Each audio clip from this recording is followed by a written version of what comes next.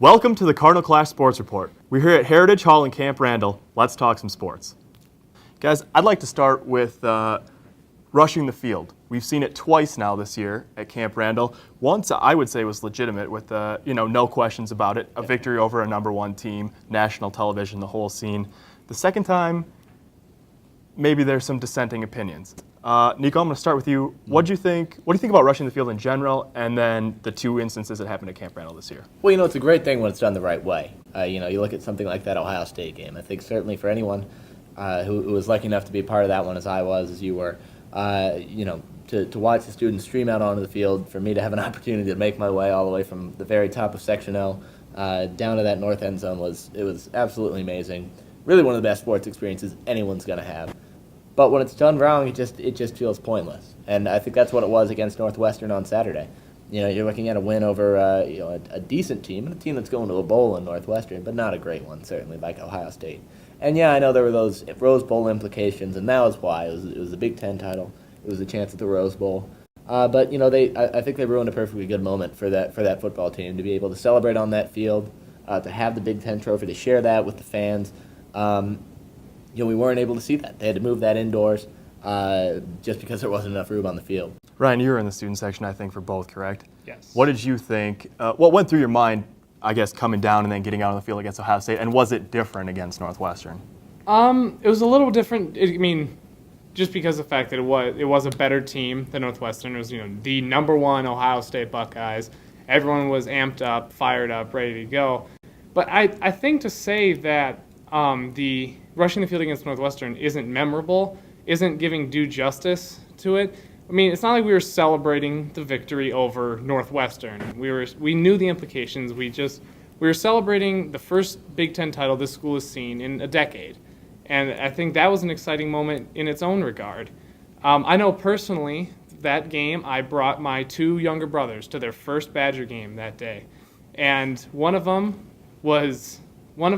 half jokingly, half not, was asking me if we could rush the field.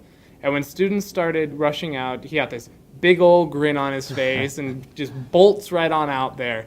And that was a really special moment for me, being able to share that moment with my two little brothers on the field celebrating. And I think to say that it took away from the celebration for the players is a little harsh too, because, down there, they were fired up to be interacting to the students. They looked happy to be able to share this with all the fans that had gotten them to where they are. And my little brother even got a picture with John Moffitt. Well, there you go. But what if, instead of that, you have those players who get the roses from the representative from the Rose Bowl who was down in the locker room. You hear him say, goes out over the PA system, we can't wait to see you in Pasadena.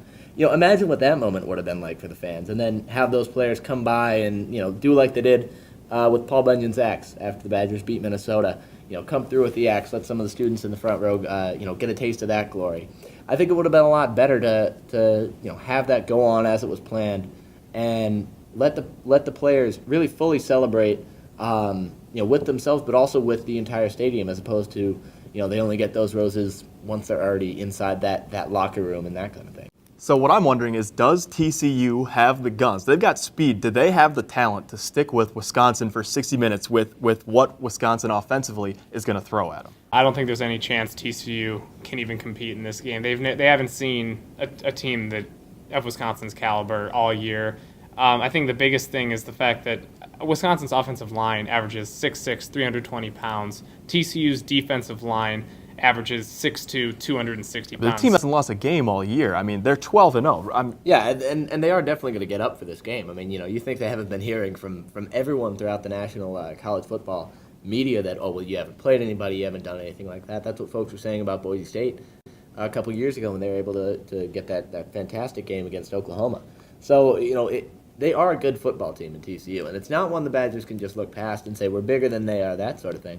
Because we've seen them have problems with even offensive lines that are a little bit smaller than that. I'm not. By no means am I saying that Wisconsin is going to overlook this game. Right. They're in the Rose Bowl for the first time in a decade. Yeah. They're not. Well, but they might overlook this opponent. They're not saying that they're just going to say, it's a guaranteed win here in the Rose Bowl, but they're going to say, well, at least we're not playing Stanford.